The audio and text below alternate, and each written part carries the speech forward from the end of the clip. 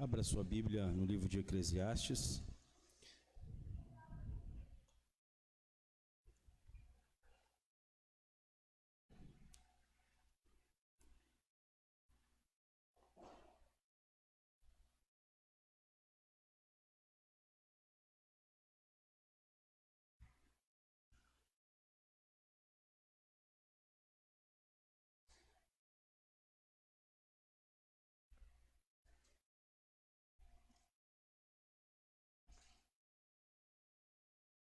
Capítulo 1 e o verso 2.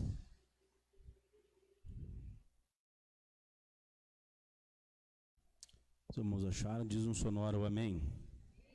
Diz-nos assim a palavra do Senhor: vaidade de vaidade, diz o pregador, vaidade de vaidades, tudo é vaidade. Agora abra o capítulo 12 e o verso 13.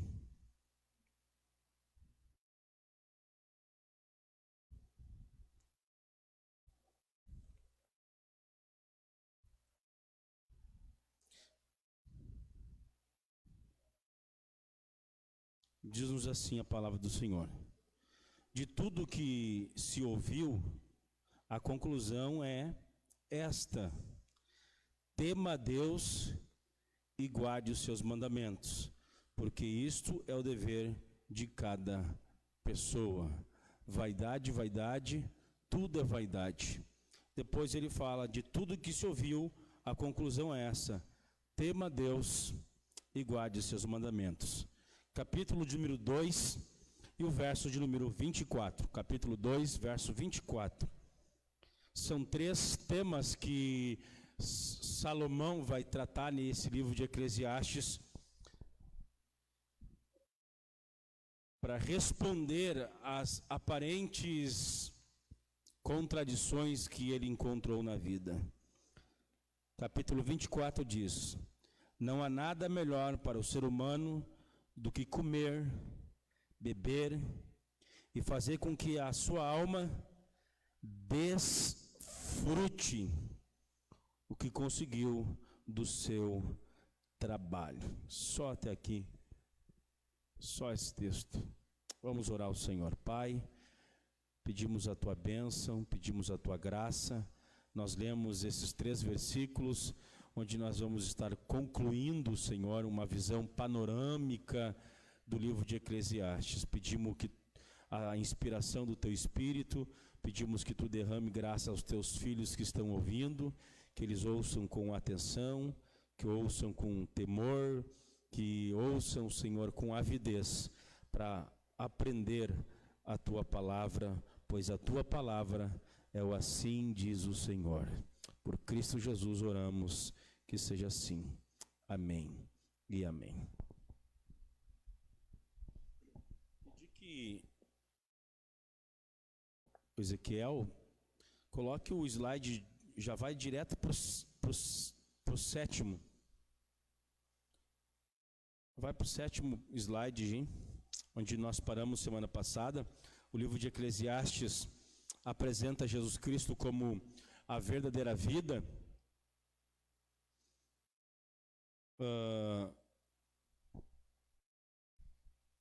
Não tem como a gente estar recapitulando tudo de novo que falamos, mas o tema, o grande propósito do livro de Eclesiastes é de fato uma crítica ao secularismo e uma religião secularizada. Lembra que eu falei semana passada isso?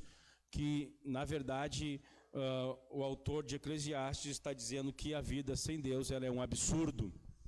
E nós vamos conversar um pouco mais adiante sobre isso.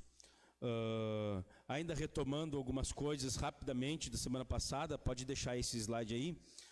O propósito de mensagem de Eclesiastes é que, a fim de estarmos preparados para ter esperança naquilo que não engana, ou seja, Deus, sua verdade, o seu poder, sua sabedoria, a fim de nós confiarmos naquilo que não engana, o escritor desse livro, ele com o seu conteúdo procura, antes de mais nada, tirar a nossa esperança daquilo que engana. E tudo que não é Deus pode se tornar um engano para nós. É por isso que ele vai dizer que tudo é vaidade sem Deus. Então ele parece que tem uma visão pessimista do mundo, do trabalho, das relações, do próprio dinheiro. Parece que ele tem uma visão pessimista, mas é apenas uma aparente expectativa, perceptiva. Parece quem olha assim fica assim, nossa, mas que vida terrível. Mas é que ele quer nos mostrar que seja trabalho, prazer, hobby, entretenimento, lazer, sem Deus, leva à frustração, ok? Então, Eclesiastes ensina que, a fim de estarmos preparados para ter esperança naquilo que não engana, temos primeiro de perder a esperança de tudo que engana. E por isso que ele é meio... por isso que ele de forma geral diz, tudo é vaidade. Que nós podemos colocar no nosso coração toda e qualquer coisa, e isso leva à frustração.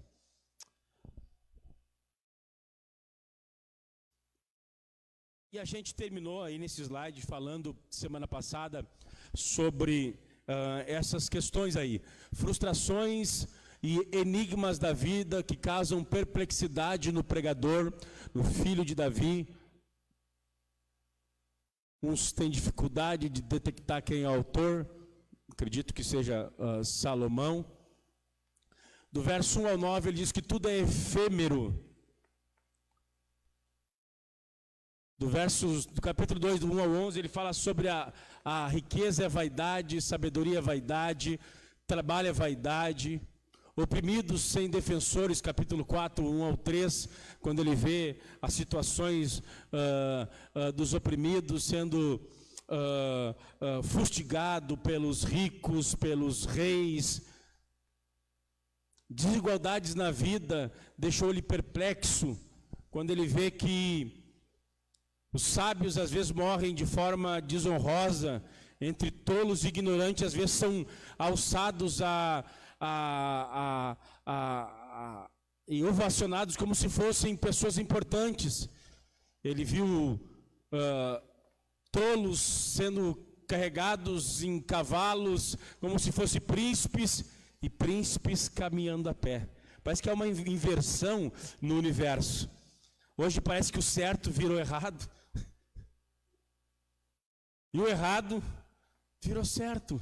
E aí deixou ele perplexo. O trabalho sem recompensa, nem sempre aquele que corre e se esforça vence a corrida. Nem sempre as coisas são, neste mundo, nesse lado de cá, tratada de forma justas. E ele fica perplexo. Isso nós vimos semana passada, inversão das coisas deste mundo, capítulo 10, 5 ao 7, pode passar.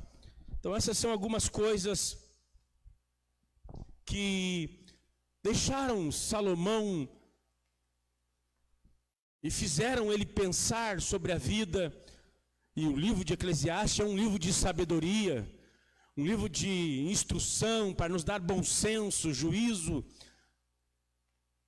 para sabermos viver a vida como a vida deve ser vivida. Livro de sabedoria,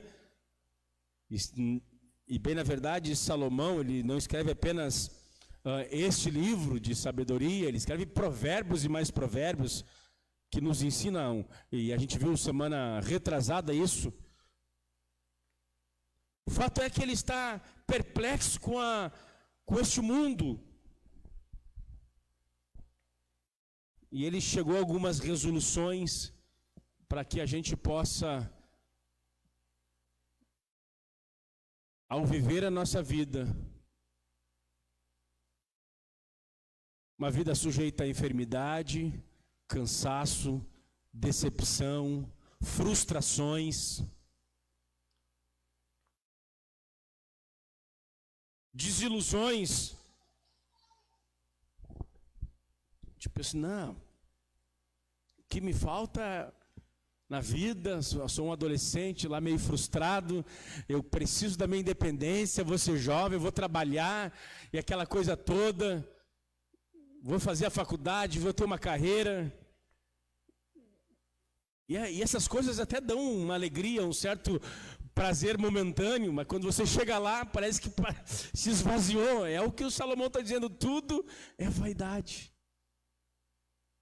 Eu preciso casar. Não, se eu casar, eu resolvo a minha vida.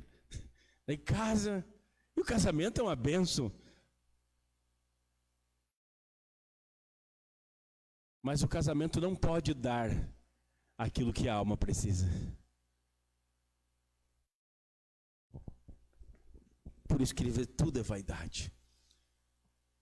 Para lidar com todas as dificuldades da vida, o pregador desenvolve 3 temas centrais no livro de Eclesiastes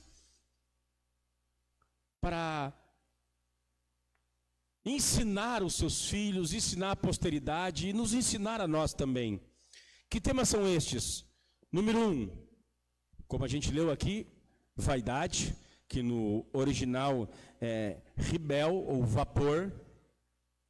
O segundo tema é temor a Deus, que nós lemos no capítulo 12, verso 13. E o terceiro é desfrute. Esses 3 temas fazem com que o livro de Eclesiastes seja resumido e faz nós entendermos o que o pregador está querendo ensinar naquilo, nas partes mais truculenta, mais difícil até mesmo de ler. Esses temas trazem luz e nos ensinam a compreender o que Salomão está querendo dizer de fato e de verdade. Desses 3 principais temas do livro, o primeiro mostra-nos esperança, a esperança enganadora. Ou seja, tudo é vapor, tudo é vaidade. Então, o primeiro tema, essa vaidade, nos instrui acerca de a esperança enganosa. Nossa esperança, satisfação, deleite último e final, não pode estar nas coisas deste mundo, mas tem que estar no Criador. Bendito seja o nome do Senhor. Os 2 temas seguintes, temor a Deus e desfrute, nos apontam para uma esperança verdadeira. E nós vamos ver rapidamente um por um desses temas. Número 1, tudo é rebel, tudo é vaidade, tudo é vapor. O tema e o teor que dominam o livro, os quais não devemos abafar com um otimismo alegre, indicam que tudo é vapor, tudo é vaidade, tudo neste mundo não tem valor concreto, real, absoluto para o coração e para a alma humana. Vaidade é uma palavra em Eclesiastes chave. É uma palavra na qual fornece a estrutura em que o livro deve ser interpretado. São máximas que aparecem tanto no início quanto na conclusão do livro. No verso 2 que a gente leu, no capítulo 12, verso 8, início e fim do livro diz que tudo é vaidade. Ao todo aparece no livro de Eclesiastes 37 vezes a palavra vaidade. É vão, é vazio, é correr atrás do vento. E a gente vê essa confissão, esse reconhecimento, essa admissão de Salomão, do capítulo 1 ao capítulo 7. Ele confessa a futilidade, a efemeridade das coisas. Do capítulo 1 ao capítulo 7, ele, de forma magistral, a vaidade da vida, E aqui se apresenta, nos primeiros 7 capítulos do livro, a grande pergunta: se tudo é vaidade, se tudo é efêmero, vale a pena viver? A vida vale a pena ser vivida? Se as coisas são fúteis, vale a pena ser vivida? Penso eu que ninguém é melhor para responder do que Salomão, pois Salomão experimentou a vida ao máximo. Salomão foi o cara que experimentou a vida no seu grau mais pleno. Pensa em sabedoria. Você gosta de sabedoria, eu sei. Tem gente que coleciona livros, gosta de saber, gosta de inteligência. Salomão era o homem mais inteligente. Você gosta de dinheiro, eu sei que você gosta de dinheiro. Não precisa nem de revelação para saber que você gosta de dinheiro. Salomão era o cara mais rico.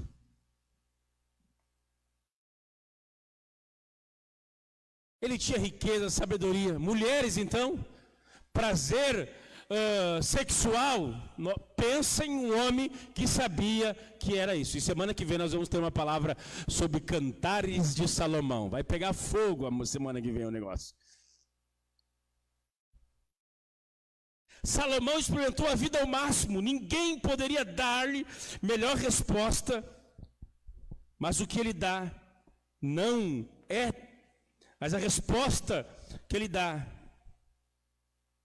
não é tranquilizadora para a vida presente. A resposta que ele dá mexe com a estrutura daqueles que leem esse livro. É como se Salomão estivesse falando a nós, no capítulo 1, você acompanha, não tem como eu ficar lendo todo esse versículo, mas abra a sua Bíblia rapidamente em Eclesiastes, capítulo 1. Ele está no capítulo 1, verso 2 e 8, ele diz assim, ó: experimente a sabedoria, adquira conhecimento. E ele vai dizer assim: isto é vaidade. Capítulo 2, verso 1, ele diz assim: experimente os prazeres da vida, música, riso, alegria, dance. Isso também é vaidade. No capítulo 2, verso 4, ele diz: experimente edificações, construa arranha-céus, tenha mansões. Ai, você feliz se a minha casa tiver 2 pisos. Olha o que diz o pregador aí em Eclesiastes, no capítulo 2, verso 4. Experimente as edificações, construa para ti casas, prédios, pomares, jardins. More no jardim botânico, se você quiser, no meio dos pomares, das flores. Isso também é vaidade. Experimente plantações, capítulo 2, verso 5. Isso é vaidade. Capítulo 5 e o verso 4. Experimente a religião formal. Experimente religião da aparência, um cristianismo nominal. Experimente apenas Deus nos lábios e não no coração. Isso é vaidade. Verso 5:4, quando você fizer algum voto a Deus, não demore em cumpri-lo, pois Ele não se agrada de tolos. Cumpra o voto que você fez. E ele continua dizendo, e no final diz: tudo é vaidade. Experimente as riquezas, capítulo 6, o verso 2. Aquele a quem Deus conferiu riqueza, bens e honra, e nada lhe falta de tudo o que a sua alma deseja, mas Deus não lhe concede que desfrute disso. Ficará para um estranho. Também isto é vaidade. Experimente riquezas. Isso é vaidade. Experimente a fama. Capítulo 7, verso 1. A boa fama é melhor do que o bom perfume, e o dia da morte é melhor do que o dia do nascimento. Experimente isso. Isso também é vaidade. Eu quero ser conhecido, eu quero ser famoso. Isso é vaidade. Não é à toa que tem gente rica e famosa se autodestruindo. Aquela cantora, a Whitney Houston, né? A Whitney Houston que se suicidou, né? Então, overdose lá de remédio. Pensa em alguém famoso. Ai, ninguém me vê, eu moro na Vila Mário Quintana, ninguém me dá atenção. Ai, se eu fosse conhecido no Brasil, eu seria feliz. Fama é vaidade, é fútil. Riqueza é vaidade, é fútil.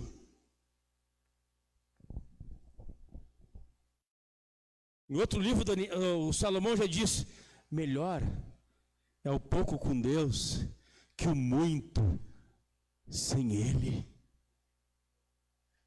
No capítulo 1, capítulo 7, ele vem demonstrando a futilidade, a vaidade da vida em todos os seus aspectos. E esse homem experimentou tudo isso ao máximo.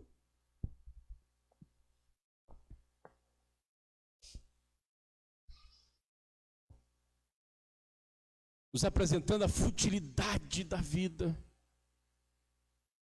A vida sem Deus, a vida sem Jesus, a vida sem Cristo, a vida sem o Espírito, a vida sem a verdade de Deus, ela não tem brilho, ela não tem sabor, até no riso.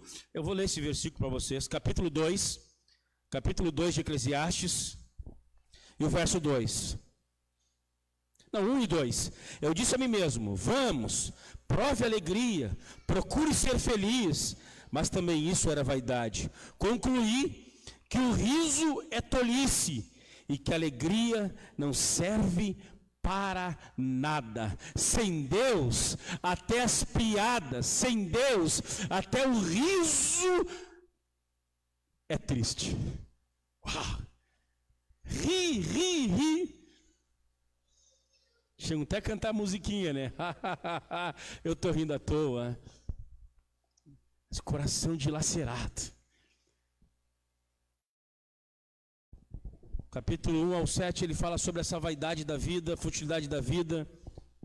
Só que do capítulo de número 8 até o 12, ele muda o tom. Ele entra para o segundo tema, que faz entender, que faz nos discernir a mensagem do livro e aprender a viver a vida. Do capítulo 8 ao 12 muda o tom. Agora vem uma mudança de direção e Salomão diz: eu sei com certeza que bem sucede aos que temem a Deus. Capítulo 8 e o verso 12, diz-nos assim a palavra do Senhor: ainda que o pecador faça o mal 100 vezes e a vida dele se prolongue, eu sei com certeza que tudo correrá bem para os que temem a Deus. Deste capítulo em diante, vem à baila o segundo grande tema do livro. Se o primeiro grande tema é a vaidade, a futilidade da vida, o segundo grande tema que Salomão nos quer nos ensinar acerca de como saber viver a vida nas suas contradições, nas suas angústias, nas suas aflições, nas suas incertezas, nas suas injustiças. É viver essa vida no santo temor a Deus. O sentido completo disso se encontra no último capítulo, capítulo 12, a gente leu o verso 13. De tudo que se ouviu, a conclusão é essa: tema a Deus e guarde os seus mandamentos, porque isto é dever de cada pessoa. O pecador, como ele é chamado, tem estado olhado para frente, tem olhado para trás, tem olhado para os lados, mas do capítulo 8 em diante parece que ele olha para cima e vê a Deus e fica satisfeito. A única maneira de nós vivemos de uma vida que está sujeita à morte, ao desemprego, à aflição, à futilidade das coisas, a única forma de vivermos essa vida é olharmos para cima. Bendito seja o nome do Senhor. é estarmos com o Criador do universo.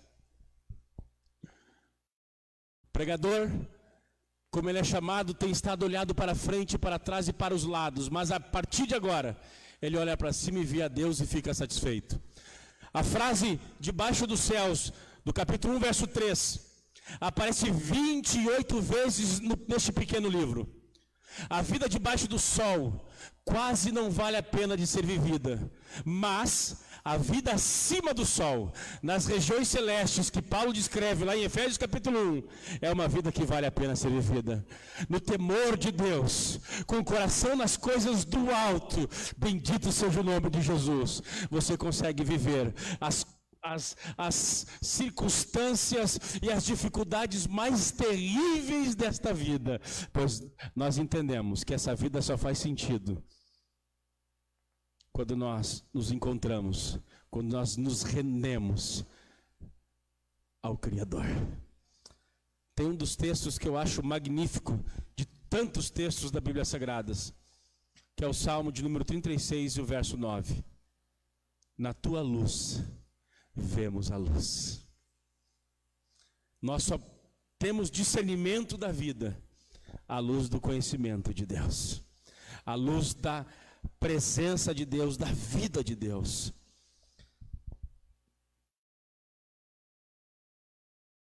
Pode passar. O Dr. Pearson declarou de forma acertada acerca do livro de Eclesiastes. A chave de Eclesiastes é que o homem é grande demais para este mundo, dizia o Pearson. O que Eclesiastes está querendo nos dizer é que eu e você somos grandes demais para este mundo. Eu vou explicar isso para vocês. Descobrimos neste livro que nunca podemos achar satisfação e felicidade aqui no mundo.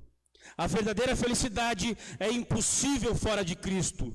Encontramos descontentamento entre pobres, encontramos descontentamento entre ricos, encontramos descontentamento entre os ignorantes, encontramos descontentamento entre os sábios e letrados desse mundo. O que o Salomão está querendo nos dizer é que nós somos muito grandes, nós somos grandes demais para este mundo. C.S. Lewis, no Cristianismo Puro e Simples, ele diz: se eu não encontro alegria e prazer nas coisas deste mundo, a única resposta lógica é que eu fui criado para um outro mundo. Bendito seja o nome do Senhor. É nesse sentido aqui, não pense que o pastor está pregando autoajuda, isso aqui não é um conceito de Lair Ribeiro, nós somos grandes, nós somos bons em nós mesmos. Não, meus irmãos, a chave de Eclesiastes é que o homem é grande demais para este mundo. O homem foi criado para ter comunhão com um ser eterno, supremo, infinito, glorioso, majestoso. E Yahvé, eu sou Jesus, o Pai, o Filho e o Espírito Santo. Agostinho de Hipona diz que o homem veio ao universo com um buraco do tamanho de Deus. Uau! Você pode ir de bar em bar, de cabaré em cabaré, de copo em copo, e ainda haverá um vazio se esse lugar, se o teu coração não for preenchido com a presença gloriosa do Criador. Por isso que no começo eu falei para vocês que Eclesiastes é uma crítica contra uma vida secularizada, uma vida sem Deus, uma vida comum, onde os divinos, o sagrado, o santo é excluído. Se você exclui Deus da vida, você perdeu o sentido, a razão, a satisfação desta vida. O que mais? Eclesiastes termina com um apelo aos jovens para que lance os alicerces logo cedo do seu amor, da sua confiança e do seu temor em Deus. Diz assim: lembra-te do teu Criador nos dias da tua mocidade. Este livro é um sinal de aviso, a fim de sermos poupados de ter de aprender as amarguras da vida ao encontrarmos vazias as cisternas que fomos procurar. Jeremias capítulo 2, verso 13 diz: Israel fez duas coisas terríveis. Deixou a mim manancial de água viva e criou para si cisternas rotas. Cisternas vazias, sem águas, que não podem satisfazer, que não podem saciar o seu coração. Além de abandonar o Senhor, essa é a ideia que Eclesiastes está querendo dizer, está querendo evitar os jovens, os adolescentes, os mancebos. Eclesiastes é um livro para o papai e para a mamãe, instruir o coração dos seus filhos. Tudo nessa vida, sem o Criador, é frustrante, vai te levar à infelicidade, meu filho. Você deve pregar Eclesiastes para os seus filhos.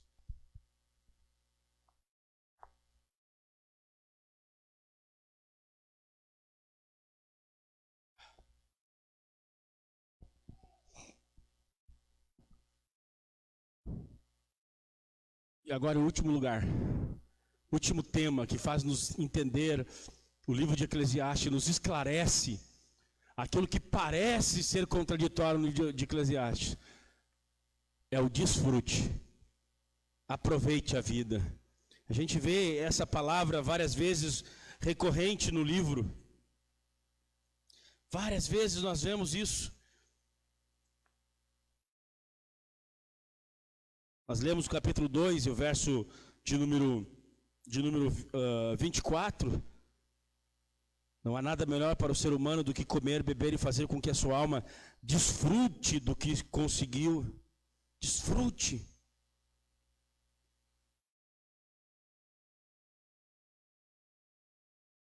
Capítulo 3, o verso de número 22, capítulo 3, verso 22. Assim percebi que não há nada melhor para o ser humano do que desfrutar do seu próprio trabalho. Desfrute. É outro tema importante do livro de Eclesiastes, capítulo 5, verso de número 18. Eis o que eu vi. Boa e bela coisa é comer e beber e desfrutar o que conseguiu de todo o seu trabalho. Desfrute. É outro tema importantíssimo no livro de Eclesiastes.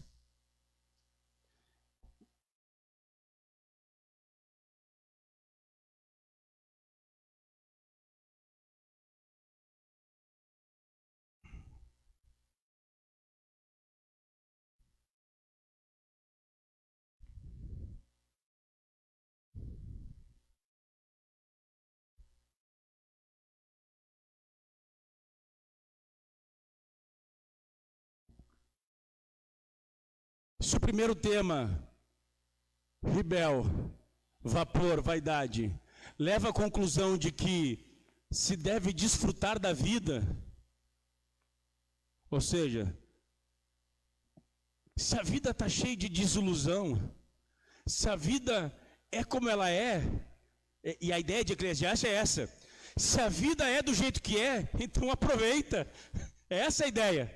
Se a vida é dessa forma como ela está, então curte, então aproveite. Se está cheio de altos e baixos, não espere os baixos chegar, aproveite quando você puder. Essa é a verdade, aprenda a viver. Seja contente, seja alegre, curta a vida, aproveite seu marido, aproveite sua esposa, aproveite seus filhos, aproveite seu trabalho, aproveite a comida, aproveite o descanso, aproveite uma boas férias, aproveite um bom lazer. Se a vida é cheia de problema, de percalço, então olhe da melhor maneira. Essa é a ideia, meus irmãos. Desfrute. Se a vida tem lágrima, tem choro, ok, mas então desfrute a vida. Não desista dela, essa é a ideia. Se o primeiro tema, rebel, leva à conclusão que a vida deve ser desfrutada, o segundo tema, temer a Deus, fornece o contexto do desfrute. Eu desfruto da vida com um santo temor. Eu não desfruto da vida como os ímpios. Eu não desfruto da vida como os não regenerados. Eu não absorvo o ambiente, a cultura, da forma que os homens fazem. Eu faço desta vida e eu recebo a vida como uma dádiva divina. Eu não abuso, eu não passo dos limites, eu aproveito a vida como Deus quer que eu aproveite. Eu vou repetir isso, cara. Se o primeiro tema, Ribel e Eclesiastes, leva à conclusão de que a vida deve ser desfrutada, o segundo tema, temer a Deus, nos fornece o contexto deste desfrute.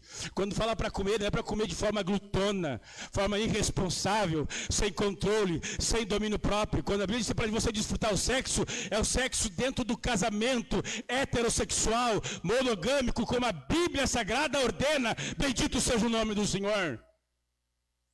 O desfrutar com o santo temor, segundo a vontade de Deus, e todos os homens que tentam desfrutar essa vida sem temor a Deus, se arrebentam, destroem a sua saúde, destroem a sua família e gastam muito dinheiro nessa vida, pois o salário do pecado é a morte, mas o dom gratuito de Deus é a vida eterna em Cristo Jesus. Esse desfrute não tem nada a ver com a forma que os epicureus desfrutavam da vida. Esse desfrute também não tem nada a ver com a maneira que os hedonistas desfrutavam da vida. Esse desfrutar de Eclesiastes da vida, segundo o pregador, é uma dádiva de Deus. Entenda, você tem um emprego, é a bondade de Deus. Você tem uma família, é a bondade de Deus. Você está respirando, é a graça de Deus. Você tem uma cama para dormir, é a graça de Deus. Você tem um pastor, é a graça de Deus. Você tem uma igreja, é a graça de Deus. Você pode ter uma Bíblia Sagrada para ler, a graça de Deus. Desfrute da vida como uma graça, como uma dádiva de Deus. Não use isso para desculpar e fugir da presença de Deus. Tem gente que prospera e abandona a igreja. Tem gente que enriquece e vira as costas para o Senhor. Que tolice, cara, que burrice, que ignorância. Como se fosse possível fugir de Deus. Nós lemos aqui o Salmo 139, é uma impossibilidade de fugir de Deus. Se eu subir lá em cima, Ele está. Se eu descer no abismo, Ele lá está. Mesmo que você enriqueça e abandone o Senhor, você não consegue fugir dEle. Porque até para pecar você precisa de Deus. Até para pecar você precisa de Deus. O que é o pecado? Senão, o uso dos melhores dons de Deus nas piores coisas. Você não pode fugir de Deus. Você tem a obrigação de fugir para Deus. Bendito seja o nome do Senhor. Pode passar.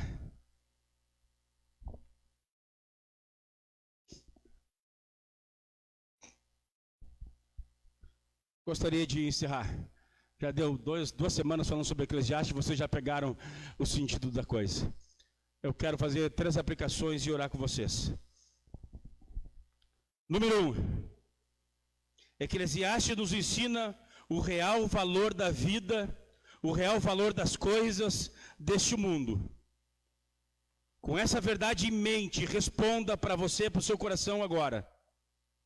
Qual coisa, pessoa, relacionamento você não conseguiria viver sem? Se por acaso você encontrar alguma coisa, saiba que você está caminhando rumo à frustração e à decepção. Ai, pastor, eu não vivo sem ele me abandonou, acabou a minha vida. Se você acha que a sua vida é o seu relacionamento, isso se torna um ídolo. Você só não pode ficar sem Jesus. Você só pode ficar sem Deus. Ai, pastor, se Jesus não me curar, eu vou embora da igreja. Você está fazendo da sua saúde um ídolo. Você está dizendo, Deus, eu não estou nem aí para ti. Eu quero ter saúde. Se eu não ter saúde, eu não te amo. Eclesiastes nos ensina o real valor da vida e das coisas. É bom ter saúde, é bom ter um relacionamento. Eu quero que todo mundo seja que nem eu, saudável e bem casado.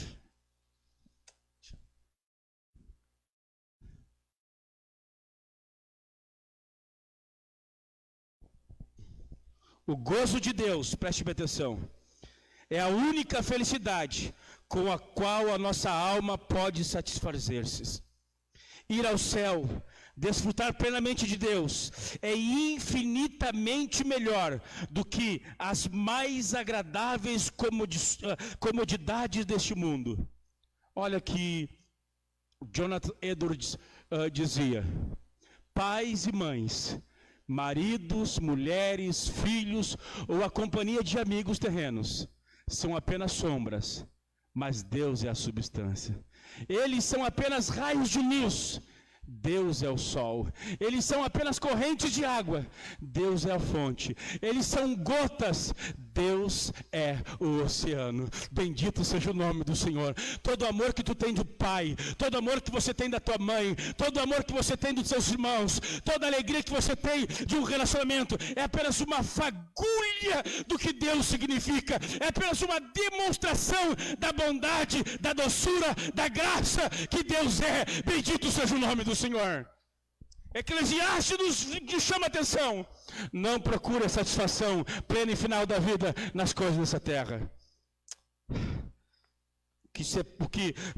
O que alcançará você será apenas decepção, frustração e infelicidade. Segunda aplicação. O temor do Senhor.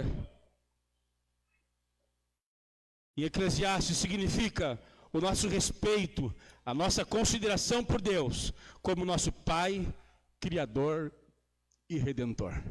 Temer a Deus é ter medo de Deus, sim. Se alguém está tirando isso do dicionário, está errado. É ter medo de Deus, mas também ter respeito, amor, e é também tremer nas bases, porque Deus é fogo consumidor. Não sei, gente sem juízo pode não temer a Deus. Temor do Senhor é o nosso respeito e consideração por Deus como nosso Pai, Criador e Redentor. É a nossa consideração por sua glória e por sua pessoa. E é a maneira que nós podemos aproveitar essa vida e curtir essa vida. A palavra glória, o temor pela glória de Deus, pela santidade de Deus, a palavra glória literalmente significa importância. Isso posto, eu pergunto a você, qual valor você tem dado à vontade de Deus? Qual a importância? O temor de Deus nos fala da importância que nós damos, o respeito que nós damos à sua glória, à sua pessoa. Qual é o valor que você tem dado à vontade de Deus? Qual é o valor que você tem dado à palavra de Deus? Qual é a importância que você tem dado à igreja de Deus? Qual é a importância que você tem dado à missão de Deus, à missão de Jesus? Ou você coloca todas as coisas em primeiro lugar, Jesus, sua palavra, a escritura, a igreja, aquilo que Deus ama, fica em terceiro, quarto, quinto e último plano? Lembra que Eclesiastes nos ensinou a viver essa vida somente no temor a Deus. Jesus diz: buscar em primeiro lugar o reino dos céus e a sua justiça. Qual a importância que você tem dado ao Senhor? Sabe que a igreja não precisa de mais teólogos. A igreja não precisa de mais pregadores, não. Este mundo não precisa de mais um grande guru, um sábio da teologia. Este mundo precisa conhecer uma igreja que teme a Deus, uma igreja que respeita o Senhor, uma igreja que se importa verdadeiramente com o Senhor, não alguém que é dúbio. A dubiedade teme na igreja, mas vive uma vida como se Deus não existisse. Em último lugar,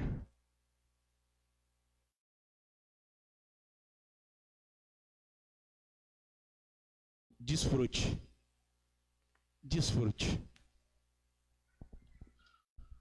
A fé cristã não exclui a realidade. A fé cristã não é uma utopia em que a gente vive apenas com seres angelicais e uma vida de espiritualidade sem envolvimento neste mundo. Não, desfrute de Eclesiastes é algo muito sério, muito importante. A fé cristã não exclui a realidade e a bênção da matéria. O gnosticismo faz isso. Platonismo faz isso, que a matéria é ruim, a matéria é má.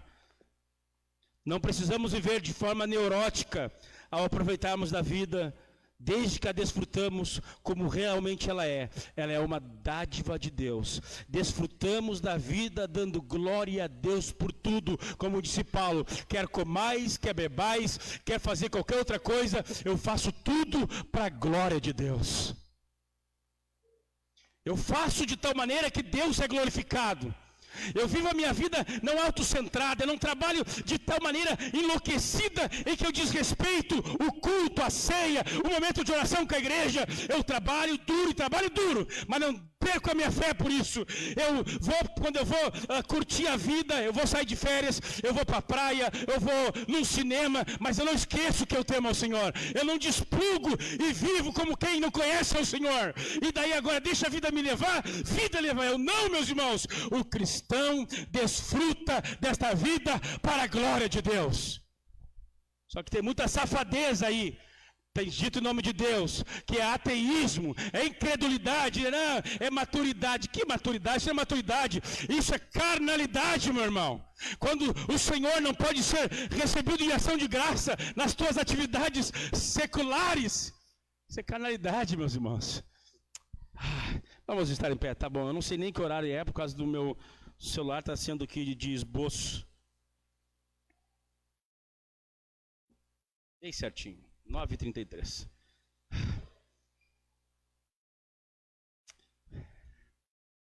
Que livro, meus irmãos. Esse livro é um livro muito fantástico.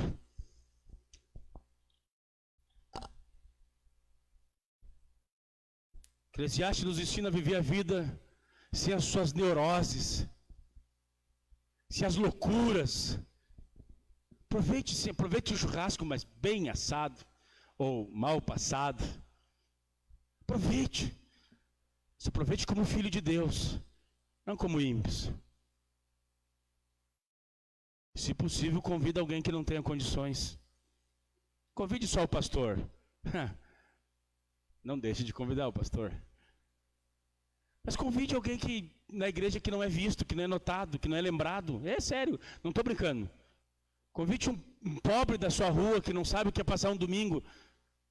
Você vai estar honrando ao Senhor. Aproveite a vida, curte a vida. Mas não esqueça que você é filho de Deus. Eu estava falando esses dias, até botei no grupo da igreja, há um vírus pior do que o coronavírus, que é a negligência para com o sagrado. Porque tem gente que tem medo do corona, mas esse medo é o medo só da igreja. A igreja é um lugar terrível. O corona está ali, ó, atrás do púlpito. O cara chegou, ele vai pegar. Só que o cara continua indo trabalhar, ele continua pegando ônibus, ele vai ainda no... É incrível. Não, pastor. Cara, tu está trabalhando? Tô, pastor. Tô normal. O negócio é só com a igreja, então. A gente tem pedido aos irmãos, acabou o culto, vocês não tirem as máscaras, não se abracem, dê só um... Daqui a pouquinho nós vamos voltar a se abraçar, dar aquele soquinho ali. Penso eu que a igreja é o lugar menos provável, olha só a distância que vocês estão, tirando as famílias que estão sentadas juntos, as pessoas estão distantes uns dos outros.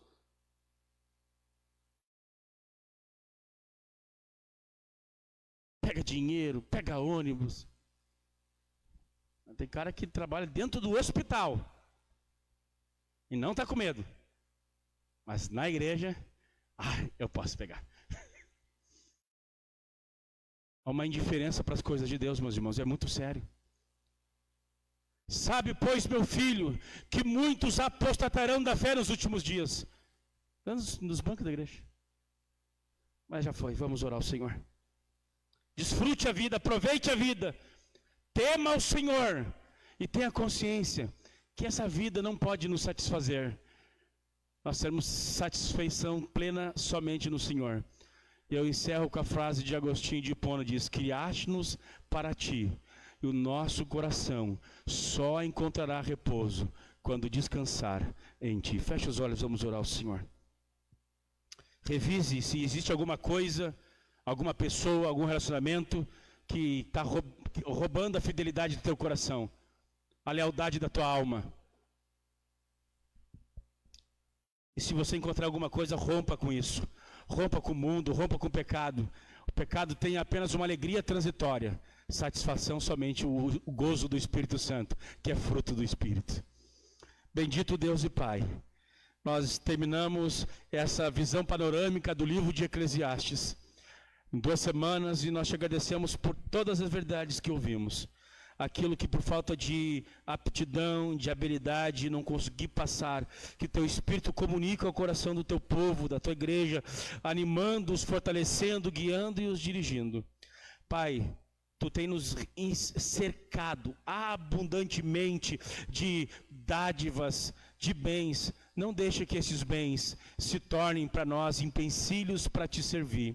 Não deixe que os nossos corações se apeguem, ó Deus, nas tuas bênçãos, nas tuas dádivas, mais do que no doador. Que o nosso amor, nossas afeições, nosso gosto, nossos desejos venham estar focado no doador da vida, no abençoador e não nas bênçãos, pois a maior bênção que Deus tem é Ele mesmo. Pai Celestial, abençoa-nos no nome precioso de Cristo Jesus. E a orar nós dizemos que o amor de Deus, a graça de Cristo e a consolação do Espírito Santo seja com todos, hoje e sempre.